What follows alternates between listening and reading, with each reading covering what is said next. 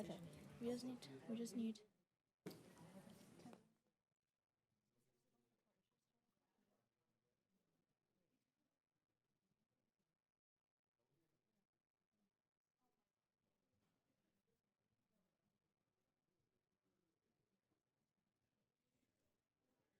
Don't give one. Why doesn't that make sense? For Cuba, should I get it for Cuba stuff right now? Put stuff in a US bag. So far, okay.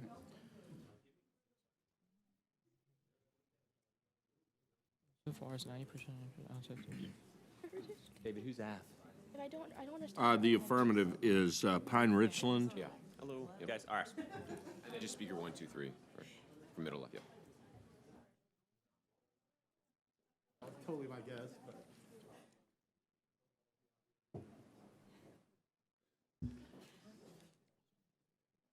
They don't propose it. It's not an alternative.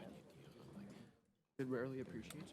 What's in the interest, like it's the Triffin dilemma, what's in the interest of the domestic economy is not always in the global economy. And that when there's a hegemony, there are severe ramifications for this.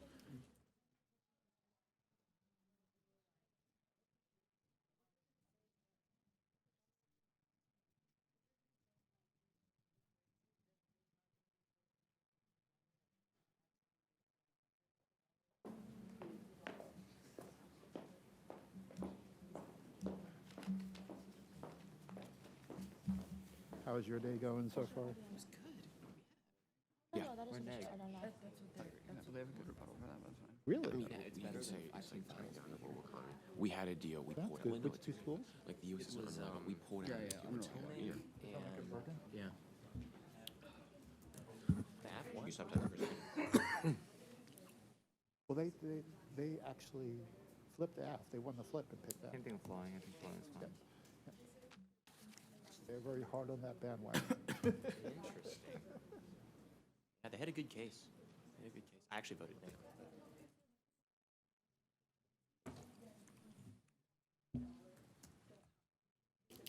Our opponent said we beat that.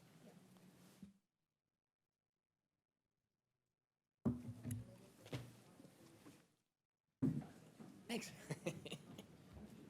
Easy. Chill for me.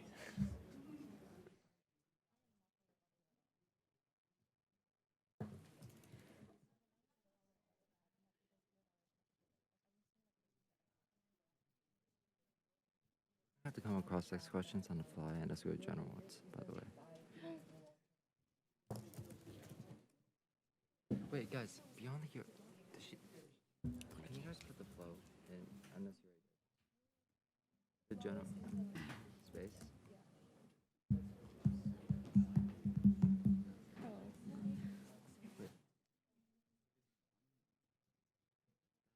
Terrible. Not for us. For us, it is terrible. It's not. They're not. It's not their alternative. There's the U.S. dollar uses the euro dollar too much, and relies on the euro dollar too much. Is that true though? I don't think it is. It is true because they give so many facts to support it that we don't refute in any way, shape, or form. Look. That's the not euro true dollar. though. Euro's not 60% foreign reserves. For the U.S. The U.S. is using foreign reserves in the U.S. That's because the US and the euro works together. You're not the guy up and litigating. Hi, we're in a little bit of panic. We That's fought all the right. rest of Before you speak, press the microphone so you're sure what you say is picked up and goes out and everything else. How much you've done.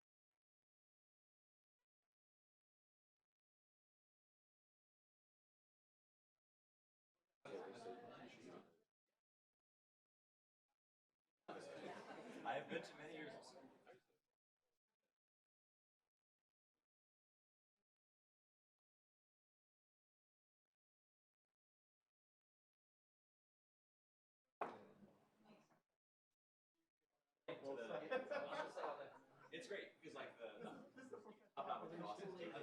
Yeah, Ruru's gonna see me there at the reception.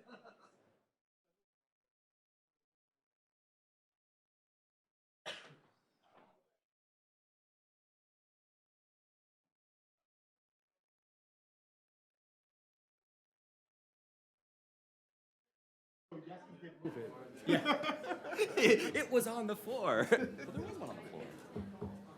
What's the other team? Amity. Yeah, It's literally written on top of their head, like they're. About how it leads to a speculative. I mean, there's always speculation. That's not the new. entire. That's the stock market. It's speculation, yeah. That's the entire stock market speculation. Assuming someone else didn't screw up. That's how investments work. It's Is it speculation. 10-10? Are we gonna? I would just move it here. I need to pick. I was shocked that in the last round the AC and the NC didn't address each other. No. Or the NC Address each other. didn't address the AC. Did you know this starts? Nothing. But they seem to all be okay with it. That must be how PF goes. Or something. No, no.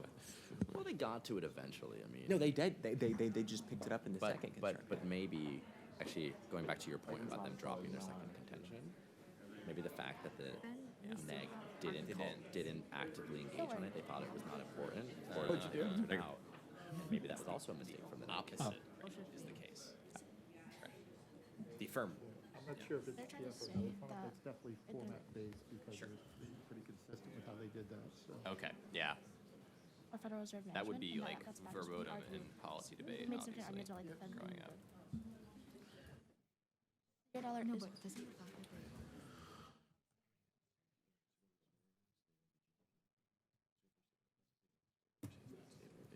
What if the response like over time stability it doesn't appreciate? During time stability it doesn't appreciate. Doesn't matter.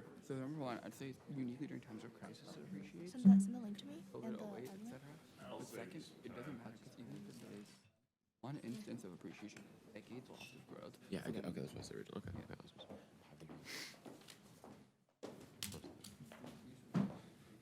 They don't link it. Okay.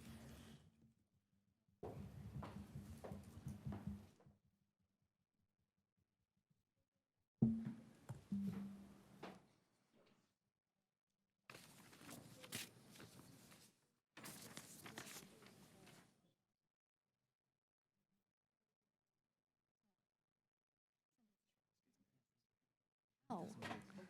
Okay. But paste it. Don't paste it. Don't paste it into the Up, I space. know. Paste it here. Oh, here comes the excuse. Now the U.S. is relying on the euro dollar. Basically taking the whole summer off. Rest. So Should refute. the Oregon. We should refute. Always, always. We're excited. ready. Do you think this is close enough for the mic? Never been. It is Probably just it is as close as pretty- possible. Do you think? You're welcome. Hello? Oh, Since you offered your okay.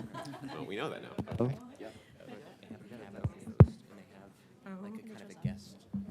It's a cabin they own with a couple families. Yeah, we want to but it's test usually the open microphone. It's very much like Hello? Hello. Hello? Oh no. Hello? Hello? I think it's good. Hello? Okay, this works. Great. Hello? Yes. Okay. Feels so weird. Like it's weird. Hear me if I speak like Is that heavy? Can people hear me? If I speak? Okay, we're good.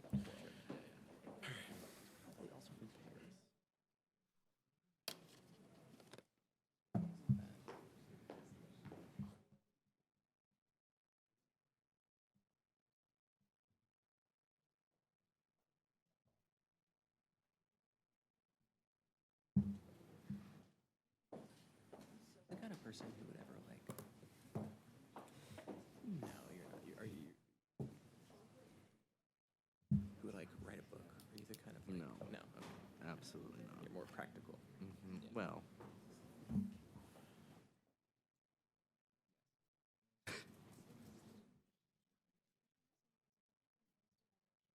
You're like, yeah.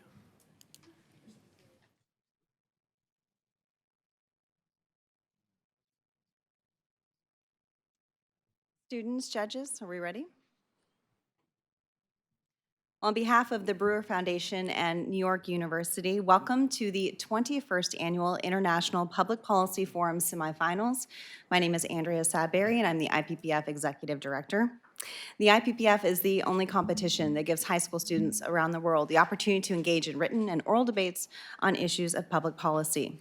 This year, more than 120 teams representing schools in 11 countries and 22 U.S. states submitted qualifying round essays on the topic Resolved: On balance, the hegemony of the United States dollar is detrimental to the world economy.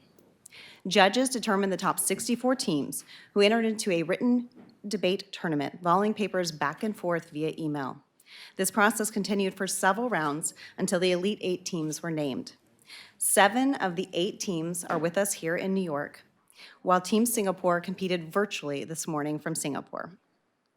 The quarterfinal competitions were held earlier this morning. At this time, we will begin the first semifinal debate with Pine Richland High School from Gibsonia, Pennsylvania, competing against Amity Regional High School from Woodbridge, Connecticut. At this time, I'd like to allow the debaters to introduce themselves. Hi, I'm Miles Brown. I'll be first speaker. Hi, everyone. I'm Amish Sethi. I'll be the second speaker for the affirmative. Hi, everyone. My name's Andrew Nee, and I will be the third speaker. Hi, everybody. My name is Melinda Liu, and I will be the first speaker on Amity Regional High School. Good morning. My name is Annie Liu. I will be the second speaker for Amity Regional High School. Hello, everyone. My name is Daniel Liu. I will be the rebuttal or third speaker for Amity Regional High School on side negative. Give a big round of applause to our student debaters.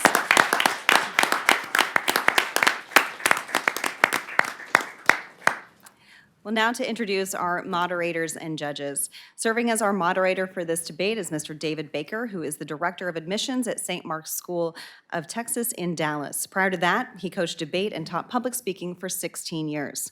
Under his direction, the St. Mark's debate program was named one of the 10 most successful programs in the 20th century. Mr. Baker worked with the Brewer Foundation to develop this international competition and currently leads the IPPF's Topic Selection Committee. Our semifinal judges include Mr. Will Baker, who is director of the NYU Global Debate Program housed at the Leonard N. Stern School of Business. He also serves as Chief Information Officer for Baker Consulting Associates based in Dallas, Texas. BCA's past clients include the Open Society Institute, Deutsche Bank, the Brooklyn Public Library, and the Committee of Religious NGOs at the United Nations. As a student at Cornell University, Mr. Baker won over 100 speech and debate awards and was named a Vinevi Wilson Scholar, the team's highest student honor. After Cornell, Mr. Baker worked at the International Association for Religious Freedom before becoming a social entrepreneur. He founded both the New York Urban Debate League and the Malcolm X Prison Debate Initiative at Rikers Island. In 2003, as head of NYU's policy debate team, Mr. Baker became the first African-American director to win the national championship since Melvin Tolson of Wiley College in 1935. Since then, Mr. Baker has overseen top national finishes for nearly 20 years in a row. His team was honored with the 2022 National Public Debate Award by the Cross-Examination Debate Association. The award annually recognizes the team, this year, it recognized the team for its work with the Brewer Foundation and other partners to share the transformative power of debate worldwide. Mr. Baker is a member of the IPPF Advisory Board. Mr. Andrew Garbarino is a PhD student in Hebrew Bible at Princeton Theological Seminary. His research applies historical and literary criticism to texts from the ancient Levant, focusing especially on the aesthetics of biblical and cognate poetry. He is also an ordained minister in the Reformed Church in America. Mr. Garbarino was a member of the 2008 and 2009 IPPF championship team from Bel Air High School in Houston, Texas. According to Mr. Garbarino, the research, writing, and critical thinking he learned participating in the IPPF continues to serve him today. Mr. Alex Puy is the Chief Financial Officer of Zone Europe for the world's largest brewer, Anheuser-Busch InBev. He is based in Brussels, Belgium. Mr. Puy has financial experience ranging from treasury, trade relations, and currency markets to business planning and control and tax. Mr. Puy's geographic scope in his current role ranges from Russia, Ukraine to Western Europe. Mr. Puy was an award-winning high school debater at the Alexander W. Dreyfus Jr. School of the Arts in Florida. With his help, the school won the IPPF in 2006 and 2007. Mr. Puy now leads the IPPF Circle of Champions, an IPPF Alumni Organization. He is also currently a member of the IPPF Advisory Board. Ladies and gentlemen, a round of applause for our judges and moderator.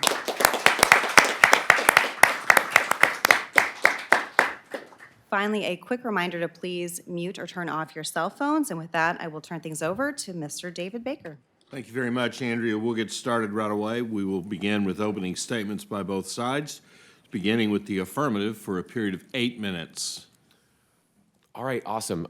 Before I begin, just everyone hear me? Is that good? Okay. I want to give a series of thank yous. For in particular, first to our amazing teammates, Callie, Tig, and Matthew. They're not currently on stage right now, but their ability to help us with the essay over these past 9 months has not only made us significantly better as a team, but just an overall very helpful and very fun experience. So thank you very much. Next on to our coach, Mr. Byko. He has been a debate coach for over 6 years and an English teacher for 4 years. Incredibly amazing for all three of us. We've had an opportunity not just to improve our English skills and critically thinking, but better enjoy the art of debate. The third, I guess I'd give it to my parents and all of our parents in general for being very patient with the long, long nights we've had in each other's houses working on this. So thank you very much to them, those of you who are watching at home. And then finally to the Brewer Foundation. COVID-19 has been not the best for debate in high school with digital tournaments and everything. So the opportunity to not only come to New York City and debate in the Council on Foreign Relations headquarters, but do it on all expenses paid has been very helpful and incredibly fun. So thank you so much. It's a great way to end our senior year. So thank you. All right, so with all of the thank yous in order, I will begin. As World War II concluded, 44 allied nations convened in Bretton Woods to create a new international monetary system. From this agreement, the US dollar emerged as the dominant currency of the global economy. 78 years later, the global economy has now completely transformed, while the dollar's dominance over it hasn't. The world economy now finds itself over-reliant on the undual influence of the dollar that harms global stability and security. And because of this, Amish, Andrew, and I affirm, on balance, the hegemony of the United States dollar is detrimental to the world economy. First, we would like to define dollar hegemony as the dominance of the dollar in the world economy through its role as the global reserve currency, the medium of international exchange in the Eurodollar system. Second, we have one key observation. Given the on-balance qualifier in the resolution, the burden of the affirmative is to prove that the harms of dollar hegemony outweigh the benefits to the world economy. A comparison to an alternative system is not necessary to prove that the dollar is on balance detrimental. Moving on to our first contention, the Eurodollar. Currently, the Federal Reserve finds that the dollar makes up 80% of international trade and 60% of global foreign reserves. However, a majority of these dollars transacted internationally are not under the control of the Federal Reserve. Thus, to understand the dollar in the context of the world economy, we must look to how it is used globally, the Eurodollar system. Simply put, the Eurodollar system is a dollar deposits and transactions in which a country outside the U.S. banking system.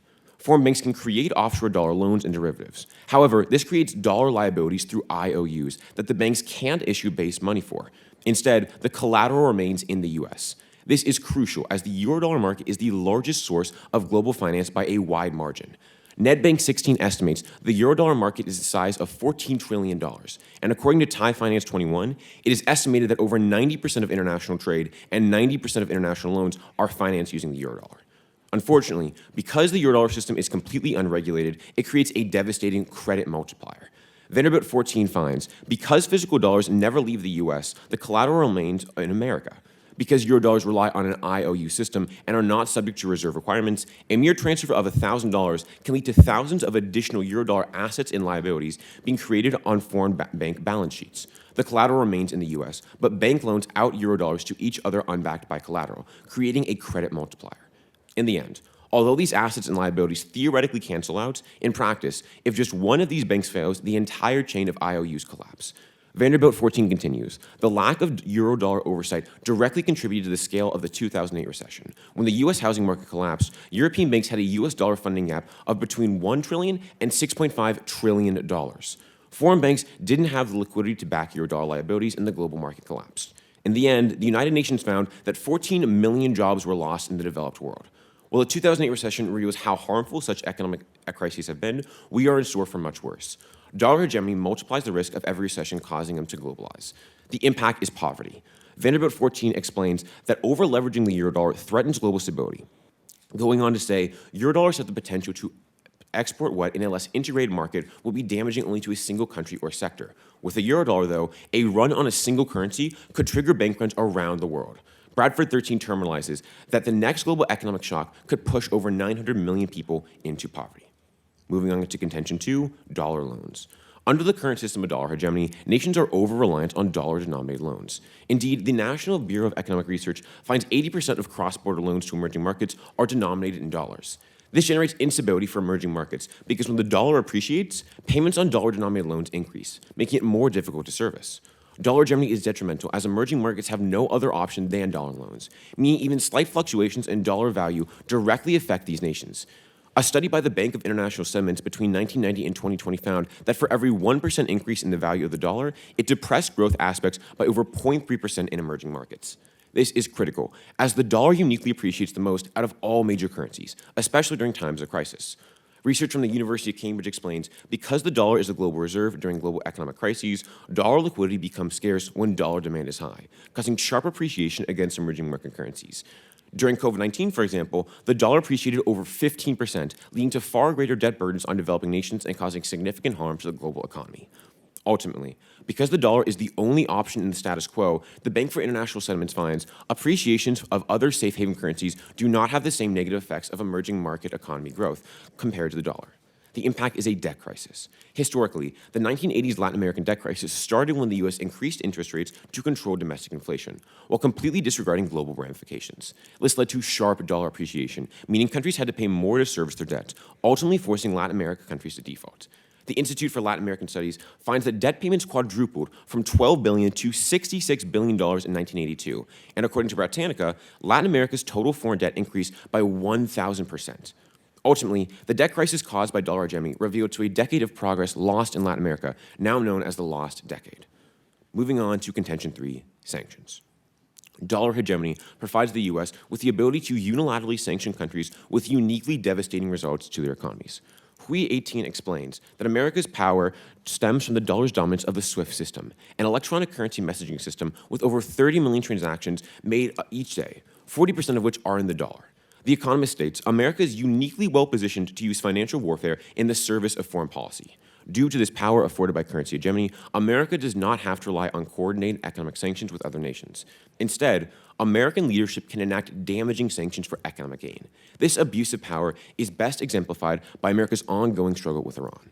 In 2018, when President Donald Trump pulled out of the JCPOA, an anti-nuclear Iranian deal, other European countries and Iran wanted to remain in the deal and stop further economic warfare. But, as Evis 18 finds, Trump used dollar hegemony to force SWIFT into removing all Iranian banks from its platform. The impact is a humanitarian crisis. The BBC found that Iranian's economy shrunk by over 4.8% after the reimposition of sanctions. Furthermore, Rasmapur 19 finds that some small businesses in the country saw sales drop as much as 60% due to these new sanctions. In total, Viet 21 finds that Trump's sanctions have furthered a humanitarian crisis. Because of dollar hegemony, European businesses would be prohibited from doing business with Iran as these transactions would require the dollar.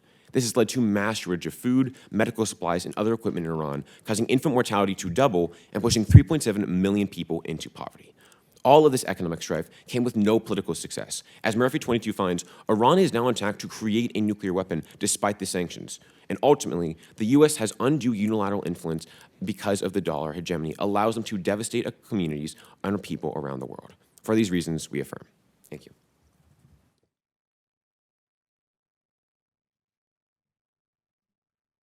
Thank you. We'll have the opening statement from the negative for a period not to exceed 8 minutes. You may begin.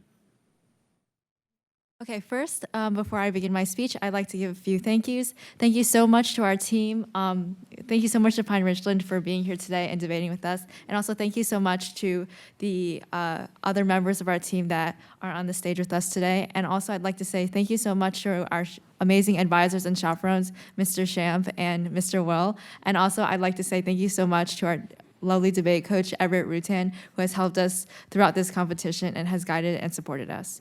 And now I will start my speech, and my time begins now. So one thing we want to emphasize on side negative is that USR hegemony is an interconnected system, and what hegemony is leadership.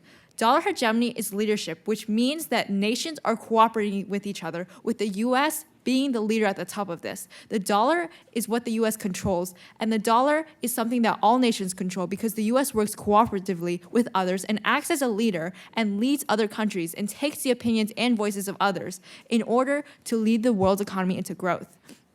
And why is this helpful? It's because the US dollar as a leader, it can consider everybody's say in everything, but it can also impose regulations to ensure that the global economy is on the right track. It can make these regulations on people like the EU, on people like other liberal international organizations, to make sure that the world's economy is growing at a steady rate. And we can see this in first, my speech, which I will be analyzing. We will first go into the refutations that our opponents bring up, and then we will go into our affirmative or our negative contentions. So first, their argument about the eurodollar. They argue that the eurodollar, that the U.S. is reliant on the eurodollar, and the power of the U.S. dollar is to rely on the eurodollar, and that's very detrimental for the world's economy. However, they fail to realize that, as you stated, hegemony is cooperation. Hegemony is leadership. When we have the world around us, it means that we need to make sure that we're considering the opinions of all people. And the fact that the US dollar is actually having the EU and having these dollars in their economy shows that the US is acting as a good leader who's helping and including the opinions of all people within the system. And additionally, it also has regulations. For example, the Fed has recently proposed changes to FR 24220, which actually increases eurodollar market coverage, meaning that the US has regulations on these markets and makes sure that it considers everybody's opinion while also having regulations to make sure that the world's economy is stable and make sure the world's economy is growing at a steady rate. Additionally, into their second argument, they talk about dollar loans and how the over-reliance on dollars is very detrimental to countries. However, this reliance is non-unique, because developing nations need foreign capital. They need these loans in order to develop their own economies, and without this, they will be unable to develop and their people are left in poverty. How can a country who is poor develop if they have no money? Where do they get this money? They get it from developed nations who can actually fund this growth. And with the US dollar hegemony, it is not the over-reliance on dollars, it's the fact that the US provides this service so that countries around the world can grow. And they also talk about, in their sanctions argument, they say that the U.S. has disproportionate effect, and it causes detrimental effects on people in these countries and can lead to poverty. But the fact is, they bring up the example of Iran. However, Iran is a bad actor, and we can all agree that people on the world stage know that Iran is a bad actor because in the UN, they have multilateral sanctions on this country. And the fact that they have multilateral sanctions shows that people across the world, people across different countries understand that Iran is the bad actor, Iran is the one at fault, and the fact that the US is stepping up to make sure that these punishments are being in place for people who are harming the world's economy is good, because you want to make sure that everybody in the world's economy is on a level playing field, that everybody in the world's economy is fair, and that everybody has the chance to grow and develop. And now we will be going into our contentions. Our first contention is that the US dollar hegemony provides the necessary framework for global prosperity. There are two things that the US dollar hegemony provides. First, it provides trade. When you have trade, any nation that needs to develop uses trade to make sure that their economy is growing. And if you're a trading party, you want to use a stable and reliable currency so that your trade can be profitable to you and the rest of the parties you're engaging with. So the US dollar provides this service. And by doing this, nations across the world in different emerging markets can engage in trade because they know investors will actually come to their markets if they use the US dollar. And in terms of foreign direct investment, nations need investment from other countries, as I mentioned before. And the US dollar provides this investment because countries know that since I'm using the dollar, I will get my investment back. And I'll make sure that with the services the US has created, such as the IMF, World Bank, and WTO, that they will get the effective loans that they put in.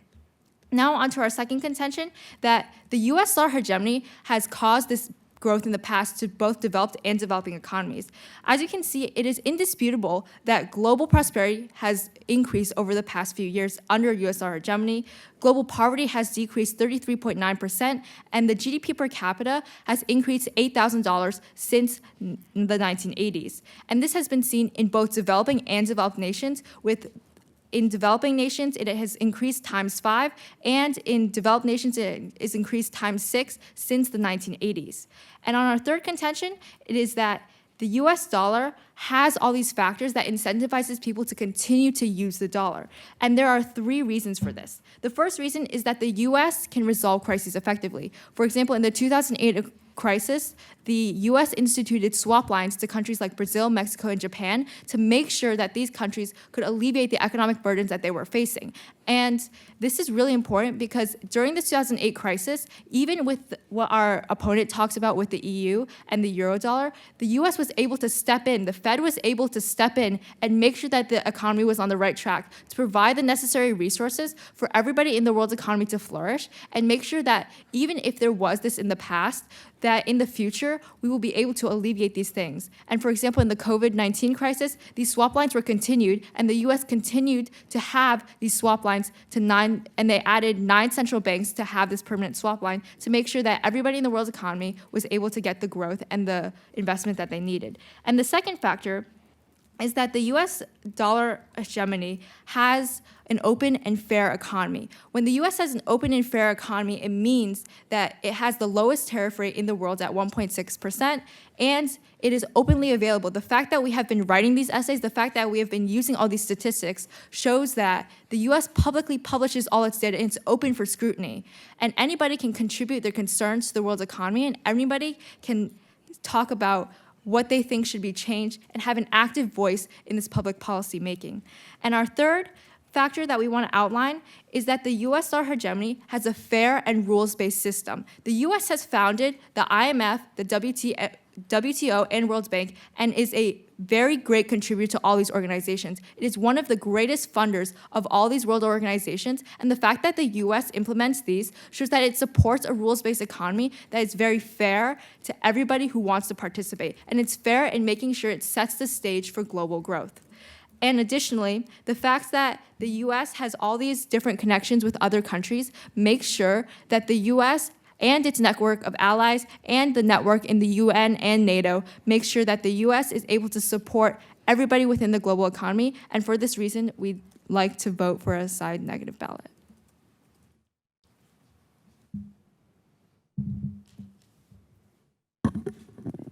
Thank you. We'll have a 90-second break. What do you want me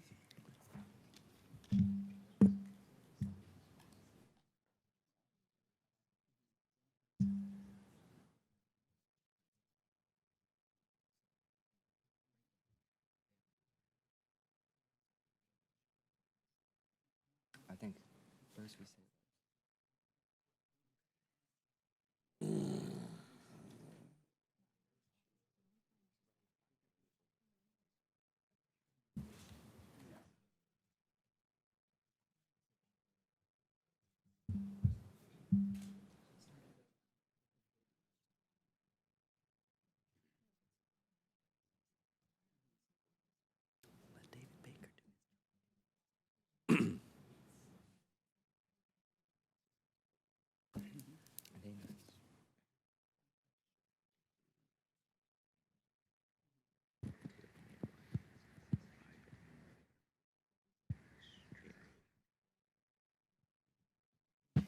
These are the youth.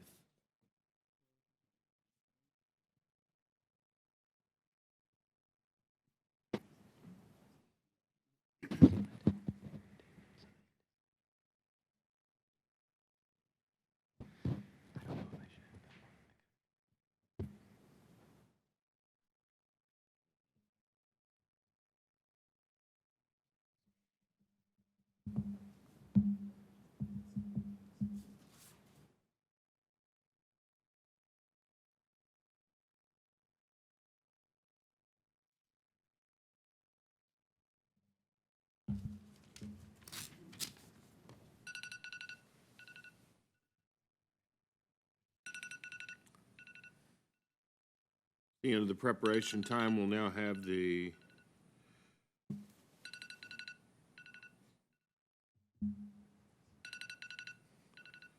now we will teach the timekeeper how to turn it off is what we'll do.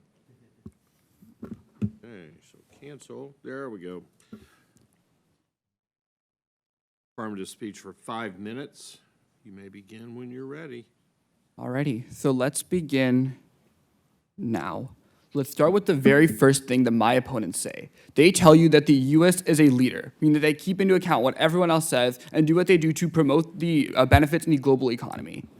Two key issues here. Number one, they say that the U.S. is a leader without giving any examples or evidence as to how. What you see instead is what the negative argues, what the affirmative argues, which is that the U.S. will always promote its domestic economy's interests over the rest of the world. For example, we could see this with the Latin American debt crisis. Because of a rise in inflation and oil prices, the U.S. increased interest rates domestically. The issue is when you increase interest rates domestically, it leads to appreciation abroad. This is what uniquely caused a 30% appreciation of the dollar currency and a quadrupling of the debt in Latin America, which caused a debt crisis which reversed a decade of progress in Latin America. The theme here is simple. The U.S. inherently, because it's a nation, will prioritize itself, and its selfish interests come at the cost of the rest of the world. Now, let's go on to some of their responses to our case. So first, they say that the Eurodollar system is good because it shows that we're incorporating the rest of the world, but they're ignoring our fundamental links. We are telling you that with the Eurodollar system, it is based on flawed economics, where nations are transacting IOUs without actual backing in the US. For example, when two nations are trading, there's liabilities that aren't actually backed by the Fed, which creates a dollar funding gap. This gap means that dollars are being transacted that aren't actually in the Federal Reserve, which generates instability. Their only response to this is that the Fed is, quote, proposing changes. The issue is regulations have never actually been put in place. The Eurodollar system has been there for decades, and you haven't seen a single regulation that they talk about happen. Now, let's go on to their response to our second contention, where they're telling you that developing nations need loans. We agree, but having only one currency to take loans from is not good. Once again, return to the Latin American debt crisis. When there's only one currency on the market, that means that entire nation is at the whim of the United States. So if the US is appreciating, their loans increase in value and make it harder to pay back. In a world where there are more options and not just one currency, nations can still get loans, but they get it with greater availability and don't have to be at the whim of one currency. Now, let's move on to their response to our third contention. Their only response is that Iran is inherently a bad actor. The issue is they ignore our specific link about the JCPOA. We agree that Iran is usually a bad actor, but we put in the agreement for them to stop building nuclear weapons, which everyone, including the EU, supported. The issue is when Trump was elected as president, he pulled out of this deal that we made just a couple years prior, and this is without support from other EU nations. What this means is one key theme is clear. The US is also an unstable actor because of shifts in political parties, and as a result, it should not have all the power that a hegemony grants it. Let's respond to their case now. Let's start off with their first contention about the US being a necessary for global prosperity and trade. The question I ask my opponents is what makes the US dollar uniquely beneficial for trade?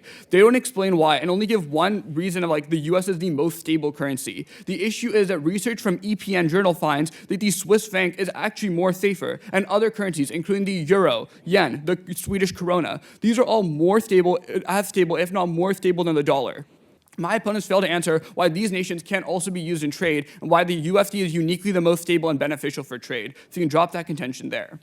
But second, you actually turn this argument because the stability that they talk about is actually an illusion. In fact, the dollars are not that stable because the dollar status means it appreciates significantly during times of crisis.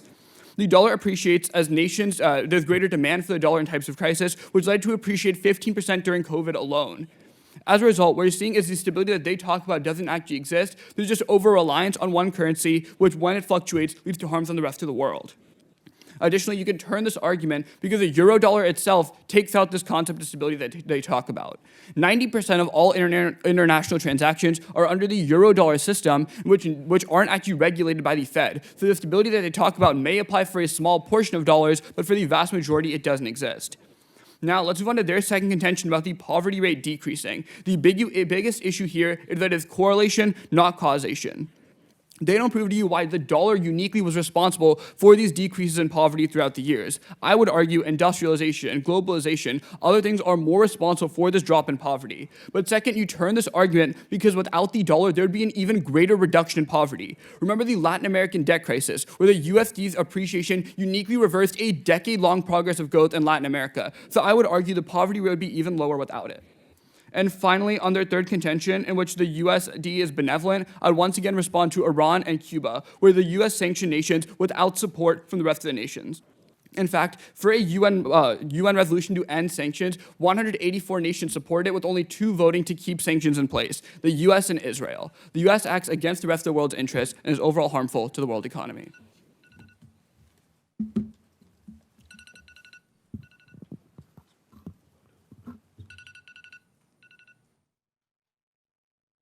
Ninety seconds.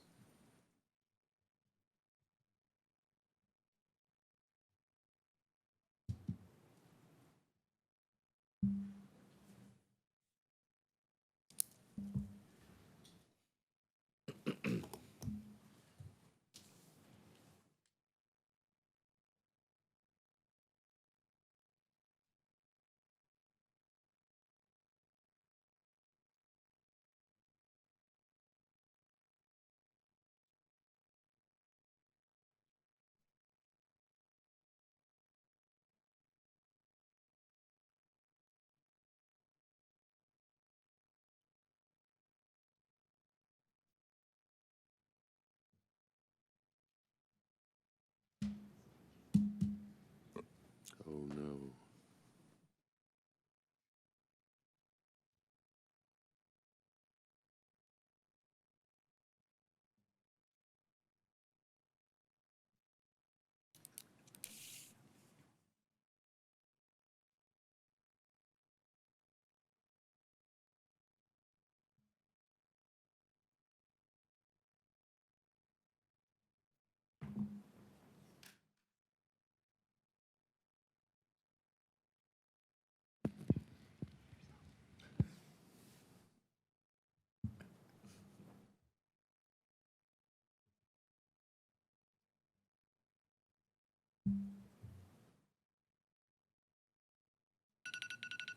That's time.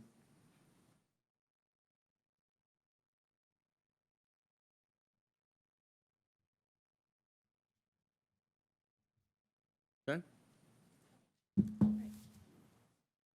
Negative for 5 minutes. Everyone ready?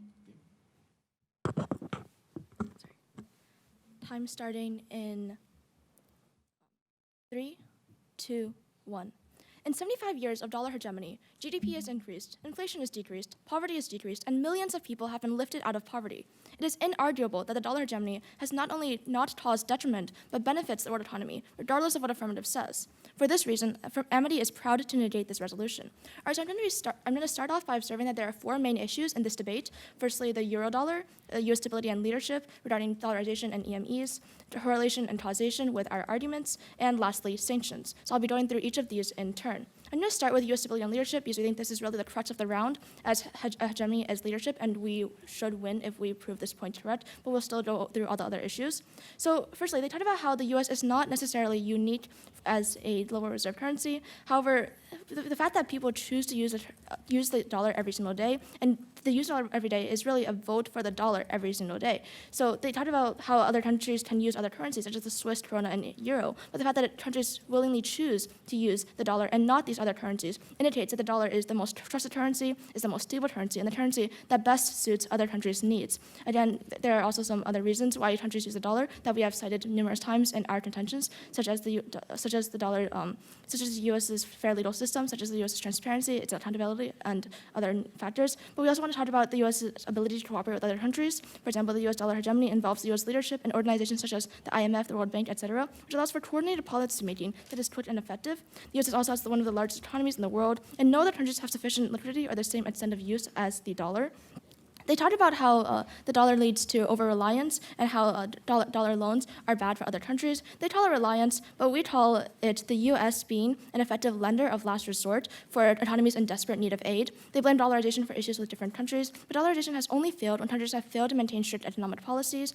For example, Argentina devalued the peso after dollarization, which undid the effects of dollarization. Dollarization has been effective in reducing the inflation of currencies before they failed to maintain these economic policies. Additionally, again, countries such as EMEs choose to use the dollar because it is the most stable. Our opponent tried to make the argument that the U.S. is not necessarily as stable as other currencies, but we note that U.S. is uniquely the most stable currency to use as a global reserve, as indicated by the widespread use of the dollar, and secondly, by the U.S. stability in T-bonds or treasury bonds, which are virtually free of credit rate risk, which is why the U.S. dollar is commonly seen as a safe haven for investors. All right, so in response to our third contention, our second contention, which is that the US dollar hegemony has benefited both developing and developed economies, our opponents say that this is correlation and not causation, and they give some other examples of industrialization and globalization benefiting the world economy, and we're not arguing that the US is the sole factor that promotes growth. Of course, there are other factors that contribute to the growth of the world economy, but the US's rule-based system, which accounts for transparency, accountability, and has a fair legal system, creates an environment where growth under all of these factors is possible. While these factors on their own do not guarantee growth, not having them certainly inhibits growth. Additionally, US dollar as a reserve currency makes trading cheaper and more efficient, which then facilitates globalization and the spread of technology and innovation that they cite as factors for the improvement of the world economy. Therefore, the US dollar hegemony is the primary factor in this regard. All right, so now moving on to sanctions, which is a direct parallel between our other contention of the U.S. is a benevolent global steward and their contention of sanctions. So again, they only cite examples of bad actors. Iran and Cuba are both bad actors. And the issue here is that because these countries have been committing significant human rights violations, the U.S. has to punish them to indicate that we don't approve of their actions and of human rights violations, right? So we see that the U.S. really only has three options in this scenario, right? So the U.S. can either not act, the U.S., which is essentially tantamount to encouraging these countries to continue with their human rights violations, to continue enacting countless abuses and countless crimes against humanity, or the U.S. can use military force, which then leads to greater bloodshed, greater harms to basically everyone and lives and the world economy, or the U.S. can impose sanctions. And they talk about how these sanctions are unilateral and aren't supported by other countries, but we have evidence to the contrary. For example, sanctions on Iran were supported by the UN, the EU, and Canada sanctions, and 6 other countries imposed sanctions on 25 corporations, banks, and people linked to Iran's support for militant networks. And they talked about how sanctions are uniquely detrimental to dollar hegemony because of the involvement in SWIFT, and we want to turn this point. They talked about how because the fact that the majority of nations use SWIFT, the majority of nations use the dollar, which makes the dollar so dangerous or powerful, means that countries trust the dollar to be an effective system. All right, so lastly, I want to talk about the euro dollar. The main issue with the euro dollar is that it isn't regulated, which creates liabilities that cannot be overseen. But we give examples of the U.S. regulation. For example, U.S. branches of foreign banking organizations are required to report euro dollar borrowing. That is an example of regulation that has been in place. The Fed has also collected from U.S.-based brokers euro dollar data since 2010. And we also want to note that hegemony and leadership does not stand alone. That's time. All right, thank you. I strongly urge a negative ballot.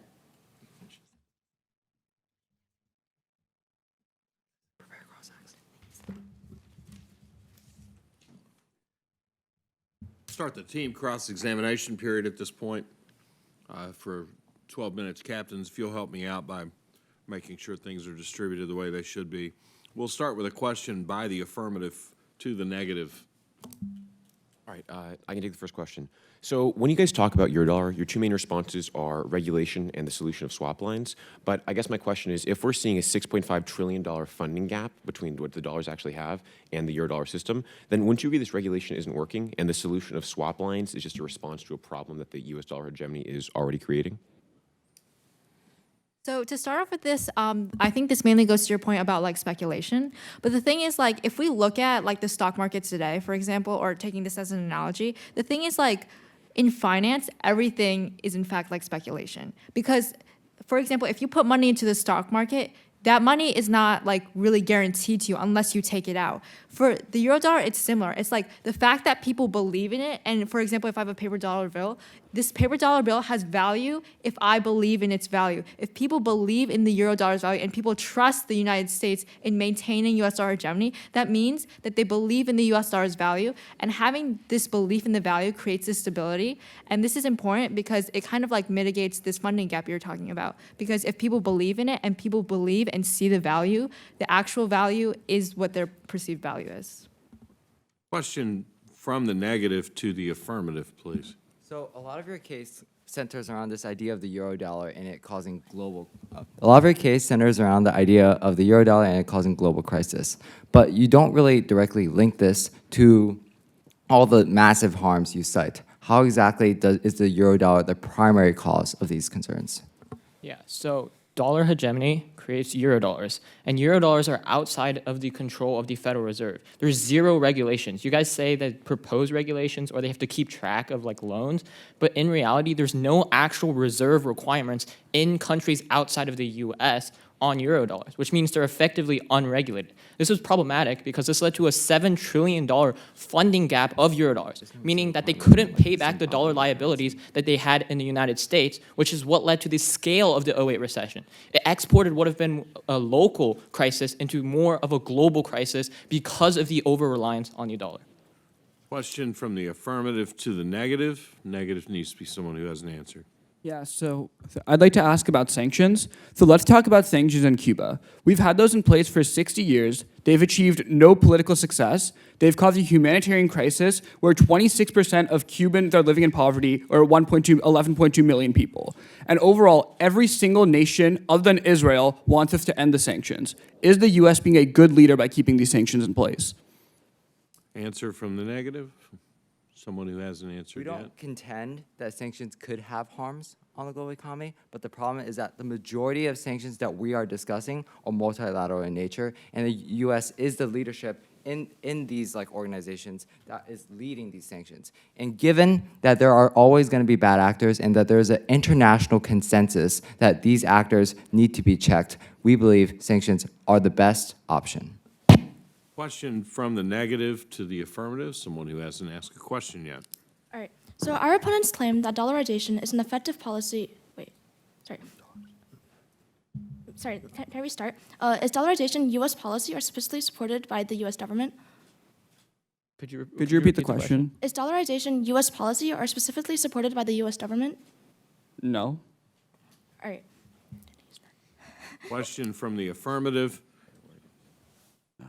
to the negative, please. All right, so let's go back to sanctions really quickly. We agree with you that multilateral sanctions are a good thing. Wouldn't you agree that dollar hegemony uniquely enables bad unilateral sanctions from the U.S.?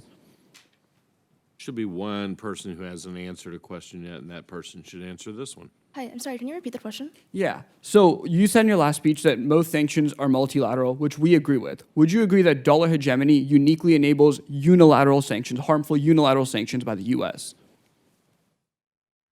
All all countries are capable of implementing unilateral sanctions. However, you have never explained why the dollar hegemony specifically has an incentive to impose unilateral sanctions. You simply say that the U.S. has the capacity to abuse unilateral sanctions, and the U.S. simply has the ability to impose unilateral sanctions. But the U.S. really has no incentive to do so, and you have not made this link chain. Question from the negative to the affirmative. Someone who hasn't yet asked. All right. So insofar as there are more stable currencies. Oh wait. Sorry. Okay, I can ask the question then. So you talk about countries adopting the U.S. dollars and the Latin American crises. So do you think that based on for example, if we take Argentina, in 1991 to 2001, their inflation rate was around 171.67%, and 1998, after they dollarized for around 3 years, it was 0.92% in inflation. Do you think that having adopted the dollar for the Argentinians, currency stability was a good thing?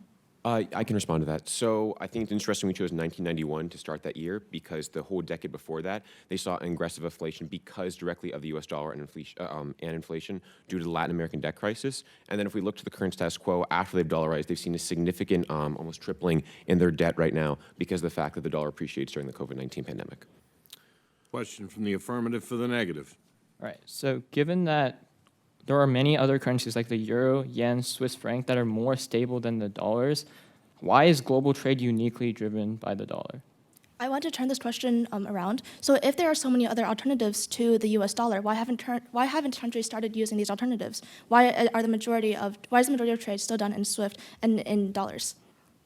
It's because of dollar hegemony. That's what we're arguing. In a world without dollar hegemony, you'd see more diversification of trade. In the status quo, you would agree we have dollar hegemony, right? Yes, which is because of the people's trust in the dollar. No, so the reason dollar hegemony comes is for a couple reasons. You could take it back to Bretton Woods, where we adopted the U.S. as the global reserve, and I'd say that's the biggest reason why we have dollar hegemony, the fact that it's the reserve currency in most nations. What the affirmative is arguing for is that A, it's not good, but B, the world without dollar hegemony would be one in which was never put in place, so you wouldn't see this over-reliance on it today. Question from the negative for the affirmative. May I ask a series of questions? Someone else needs to ask the question.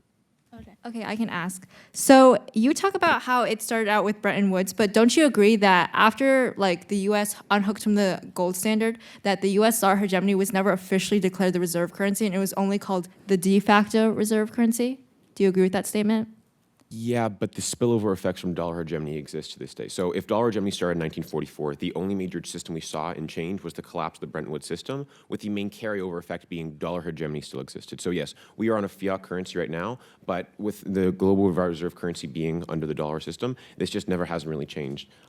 I would also argue that dollar hegemony is decreasing right now. For example, the dollar's hold in reserves is 60%, the lowest it's been like since dollar hegemony. So you're saying that people are choosing the dollar. I'd say people are starting to turn away from the dollar and the status quo. Question from the affirmative to the negative. Yeah, so you guys mentioned that we don't show a link chain from unilateral, it's not in our interest to unilaterally sanction a nation, but how do you respond to the fact that with Iran, we'd already created a nuclear deal that benefited the world economy and also stopped nuclear proliferation, but then Donald Trump thought it was in his political interest to pull out of the deal, which in turn led to creation of nuclear weapons and also a detriment to the Iranian economy? Daniel, why don't you take that one? Sure.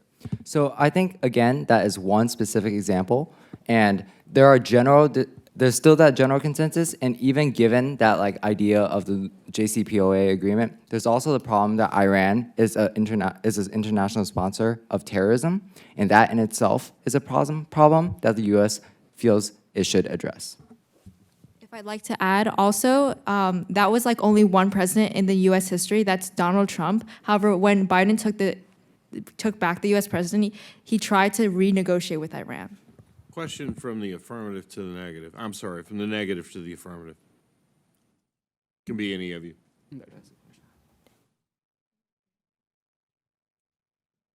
Sure. So your second contention relies on an idea of dollar loans. However, given that in the absence of dollar hegemony, there is still likely going to be a dominant currency. How are these problems any like different in your world? So I would say in the absence of dollar hegemony, there's not going to be one currency. It'd be more spread out. And I think that's what we argue is uniquely good. Whenever you're over-reliant on one single currency, that means that nation is reliant on the policies of that nation. For example, when U.S. appreciates their own currency, that means that the debt increases in value, which is uniquely harmful. When there's no one nation, there's no same over-reliance. So I'd argue you don't see the same impacts. Question from the affirmative to the negative. So could I ask this one? Let's have Andrew ask it. All right. So on appreciation for dollar loans, as we were discussing, wouldn't you agree, as long as you're relying on one currency, you're more subject to fluctuations of that one currency than if you diversified it into multiple currencies? Anybody? Okay. I think the problem with that analysis is, sure, like the currency could fluctuate, but isn't that that's not unique to the dollar. All currencies fluctuate, and our point is that the dollar is relatively stable to other currencies. You need to prove that this is a significant harm specifically to the dollar. Question from the negative to the affirmative. All right, so I want to return to a question we were asking earlier. The country that different countries borrow from is purely the choice of that country. If the U.S. dollar is so damaging, as you say, why don't different countries borrow from the euro, RMB, yuan, etc.? Yeah, so those currencies are not currently as available as the US dollar simply because of the fact that dollar hegemony exists by its definition. And I'd also argue to the status quo, we're actually seeing a decrease, as in more people are taking out borrowing from the renminbi, the yen, the euro, as dollar hegemony is at its lowest point in all of its history. Question from the affirmative to the negative. Yeah, so I want to go back to something you said earlier. You said Trump was the only example of like U.S. like pulling out of the JCPOA and then it coming back to Biden, and he's trying to renegotiate it. My main question to you is, wouldn't you agree that it's bad that our foreign policy and the global economy is dependent on like fluctuations in political party if we can just like see randomly bad actors coming up? So the main manager of the U.S.'s monetary policy is actually the Federal Reserve, which is independent from politics and the government. The U.S. actually established the Federal Reserve in 1907 because the U.S. recognized that we could not entangle monetary policy with private enterprises. So we review this argument with that. Okay, we don't have time for another question or answer. Thank you very much. I think we're all even on questions and answers. So we will then move to the questions from our judges. Try to keep these balanced. Agree that we can. Need to, I'll direct them, but would rather stay out of it. So you have 20 minutes, gentlemen. Question from the panel. Sure. I don't know if I need to push anything. 30 minutes. All right. have a question to start off here with the negative. You've argued that the current world order is preserved by the fact that people can sanction using the dollar hegemony kind of as a unifying force. Is there a potential issue that the people that are taking the decisions to sanction are part of one world order, and that there's another world order that's growing that doesn't necessarily want to play by the same rules? And so you potentially have actors like China, Russia, India, that would love to sanction the U.S. for its actions, keeping people on an island without giving them any charges and parading them around in orange, jumpsuits with bags over their heads. Might not necessarily seen as the most human right thing to do. So I guess my question for you is, you're preserving kind of the existing world order by supporting dollar hegemony. Doesn't that come potentially with an inability to sanction a bad actor, which could be the U.S.? I think first on the idea that the U.S. could be in the wrong, there's the concept of transparency and the fact that as a global hegemon, the U.S. is open to a lot of international scrutiny. It's constantly on the international stage, and therefore, when the U.S. maybe does a unilateral sanction or breaches the code of conduct based on this international rules-based system it espouses, it is held accountable because other nations, not only those in that circle like China, Russia, etc., but also its allies like Great Britain would criticize these actions because there's generally a consensus of what is right and wrong on the global stage. And I think this is also important because the notion of a rules-based system is uniquely a result of dollar hegemony, given that you need rules to preserve order. Without rules, chaos would ensue, anarchy would ensue, and there would be no general guidelines for nations to follow. There would be no conduct on what is actually right, what is wrong, and which is actually necessary for international stability as a whole. Questions from the panel?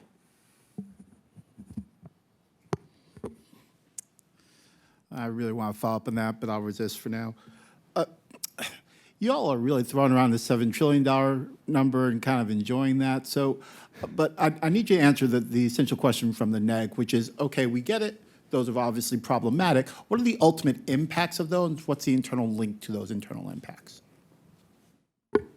So the link to that impact is that because there's this dollar funding gap, because they're not actually backed by actual cash reserves, those remain in the US and they can't be exported around the globe. It creates a dollar shortage during times of crisis, which is what led to the scale of the '08 recession. We're arguing that the '08 recession would not nearly have been as big without this over-reliance on a single currency that's not backed up by anything. There's no leadership over the euro-dollar system, and that's what led to 14 million people eventually going into poverty. I have a question for both teams in turn, and why don't we start with the affirmative, or the negative.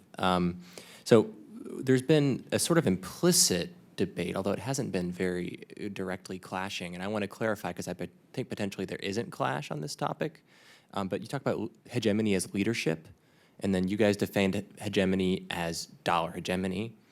I'm not really clear on how those are different. So could you please clarify in your mind, if you do think that you clash with the affirmative, how your definition of leadership is different? And same for you guys, how are you different than them? So we really think that the clash that we kind of have is that we view hegemony as a neutral concept. We view hegemony as leadership, and on side affirmative, they view hegemony as dominance, and which is something bad for the world's economy. And the reason why we view hegemony as leadership is because the US, as the head and as the person who founded the IMF, WTO, and all these rules-based organizations, has fostered global cooperation and has fostered kind of this agreement among different countries to make sure that the US is, one, considering the opinions of all under a fair system, but also making sure that it has regulations in place so that if there are bad actions taken, that there are consequences to these bad actions. However, on side affirmative, they only state that the US is dominating, and that's a bad thing because they only point to specific examples. Okay. So, two things I would say to that. Number one, we want to clarify that when we look at the resolution, it focuses specifically on USD hegemony. So we're not considering leadership in other aspects, such as like like large democracy, things like that. We're only looking at the currency specifically. But second, we would clash in another key area. We define leadership as dominance. And my opponents, they say that it comes with these other aspects, such as like cooperation and listening to everyone.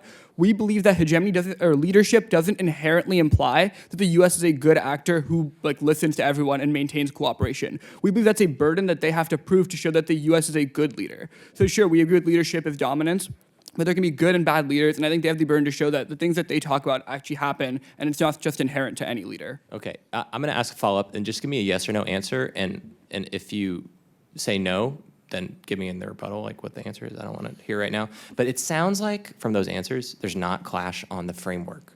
Like you agree that U.S. hegemony is leadership through dollar hegemony, like the resolution. Yes. It's just you disagree on whether it's good or bad. Exactly. Okay, great. Question from the panel. Make me go this time? All right. Implicit in the neg's argument is the notion that if country X doesn't like the hospitality of the U.S., they have more than enough adequate other options that they could go to. But it's just because the U.S. is so wonderful that they're choosing to rely on the U.S. I guess my question is, does that mean that the negative will defend or believes the notion that alternative currency options are equally available? In other words, if I am country X and I'm going out, it's not that there's so much more available of the U.S. than there are opportunities to get other loans and other support in other currencies, but in fact, it's that like we just love going to the U.S. first. So I want to clarify, this is not an argument that we are making, but an argument we want to address in the affirmative case. They are saying that the US dollar is not unique and that different currencies such as the Swiss krona and euro are similar. We believe that this is not true. We believe the dollar is uniquely suited to leadership and to being the hegemon. Rather, we are trying to clarify that their argument that any other currency would be just as good as the US and that people should rather switch to these other currencies. We completely disagree on that notion. We believe that dollar hegemony is the best for the world as a whole. Right. No, I understand that you all support the notion that dollar hegemony is fancy, lovely, and the greatest thing, since sliced bread. I guess my question is coming at the second level of the choice matrix that results from that. So, in the world of the neg, my question is: if I do not prefer that currency as a nation, do I have the same level of available alternatives or not? I understand that your argument is that the U.S. should be best. My argument is, are the alternatives available in the SQUO or not in the world of the neg? We think that countries are available to choose or invest in other currencies and to hold other currencies as foreign reserves at their discretion.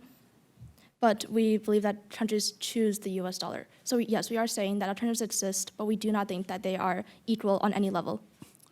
Now, the reason why I'm asking the neg that is because you all are making several arguments about currency availability, but again, we're not getting that clash between the two sides related to that. So what do you all think are the ramifications related to currency availability and those alternatives in the SQUO in terms of how it functions now? Right. So to qualify this argument, I think we have to understand that as with the turn of the 21st century, with a lot of major things, we're seeing a shift in where the world market is focused and where the reserve currencies are. So in the 20th century, it made sense that dollar hegemony was dominant because the U.S. was a major superpower and it was still relying on the Bretton Woods system. Now, in the 2020s, with the rise of China, Russia, these other major economies, we are seeing now the effects of what countries actually want when they're choosing it.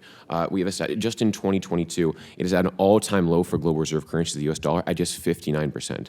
So when we ask ourselves, what do countries actually want, we are seeing a slow transition away from dollar hegemony in an attempt to, one, balance the fact that a complete shift would be unstable to the economy, while at the same time be trying to diversify allocations, and at the same time ensuring a more multi-currency and less dollar hegemonic world.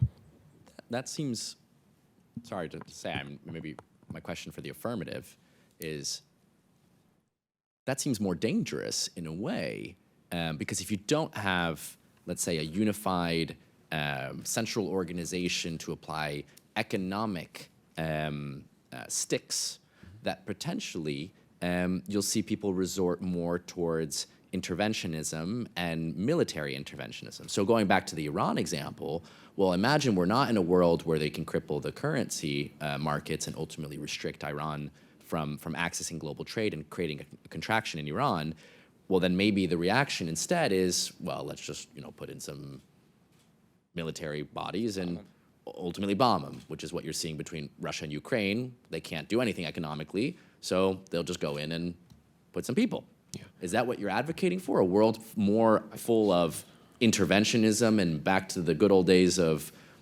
guns and bombs versus the period of what I see kind of as a correlation, maybe not causation, but more stability after the world wars? Right. So economic turns could still occur and would still occur without dollar hegemony because of the simple fact that multilateral sanctions exist. When we see bad actors act on the world stage, we see a unified response, not because of U.S. leadership, because it's in the world's interest to do so. Take the Russian invasion of Ukraine, we see countries multilaterally sanctioning against countries. With Iran specifically, initially, before the JCPOA or anything, it was a multilateral sanctions that would have existed with or without dollar hegemony. What we're saying is unique to dollar hegemony is America's ability to unilaterally punish nations for their own political gain. We see the rest of the world trying to fight this with deals and economic cooperation, while the United States, for a domestic benefit, is punishing the rest of the global economy. Also, to build off the point, I think you talked about a chaos or greater lack of centrality in a multipolar world. I would say we don't see that centrality now, or at least one that's beneficial for the world economy. I think when we look to the Latin American crisis, what we see, debt crisis of the 1980s, is we see that the Federal Reserve is not reliable for the rest of the world. Its sole responsibility is the U.S. And when the U.S.'s intentions and benefits don't align with the world's, they side with the U.S. And with it, I believe the global economy is hurt. So, thank you. I actually have another question for the AF, but I'm going to ask the NEG and give me some more time to ask the NAF question, please.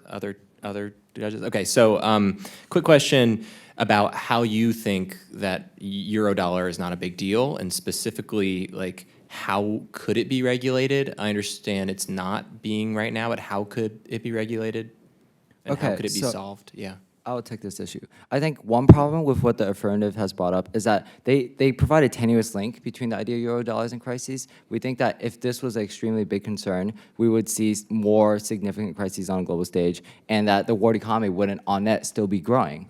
And furthermore, we think that the idea of the euro dollar could still be held accountable is because, again, U.S. leadership is not only U.S. in isolation, but based on coalition. And because this coalition is based, I'm sorry. No, keep going, sorry. Because this coalition is based on shared interests, shared ideologies, these nations would work together with the U.S. to facilitate proper policy implementation, cooperation, etc. Because the euro is representative of the European Union, they share the same interests in the U.S. in general. Of course, they might have a few disagreements, but in general, when they have disagreements, they work to settle them, and in general, they have a shared interest and they work towards it. I was going to go ahead and ask the affirmative a question, but Andrew, suddenly my mind's gone blank. What, did you happen to have a question that you wanted to ask? I did. Thank you. I'm so glad that just worked out. Okay, you used like the word like USD appreciation a lot, but you didn't ever mention USD depreciation. So like, how would you address the argument that, well, sometimes the USD depreciates and all of a sudden Latin America owes less money?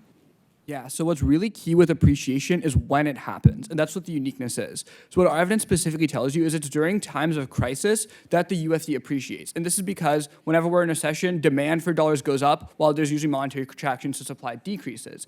So what you see is the US increases interest rates, and USD appreciates during times of crisis, such as during coronavirus, during 08. So it's when the appreciation happens, not just that it happens. That's really important.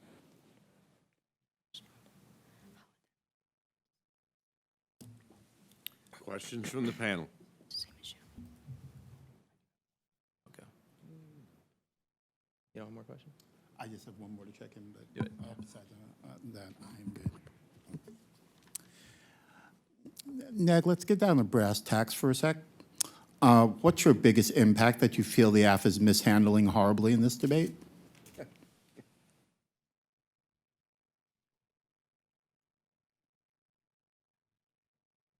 Okay, I can respond to that argument. So I think the biggest kind kind of like impacts that the negative is missing is the fact that the US dollar is a good, or the US dollar hegemony is a good leader. The fact that the US has like these systems set up, such as the IMF, WTO, and World Bank, shows that the US is willing to cooperate. And the fact that they allow the euro to control some of its currency shows that the US believes in its and puts its trust into other currencies, and showing that they're not just this abusive one person. They're a good leader who is able to kind of like pool the interests of everybody else in the world and able to work with other people. After you can take door number one or door number two. You can either say, yes, in fact, we did address that X way, or the same question, what is your biggest impact that you feel they have mishandled? I think we'll go for the second question, and I think the biggest impact they mishandle is Latin America, because that's the biggest area in the round, because it reversed a decade of progress just because of dollar appreciation. And that fits really well with our theme. Because one instance of appreciation due to the over-reliance on the USD on the global economy caused a decade of reversal of progress and growth in Latin America. So it shows how one currency is too much and can cause harm from one small instance. Question.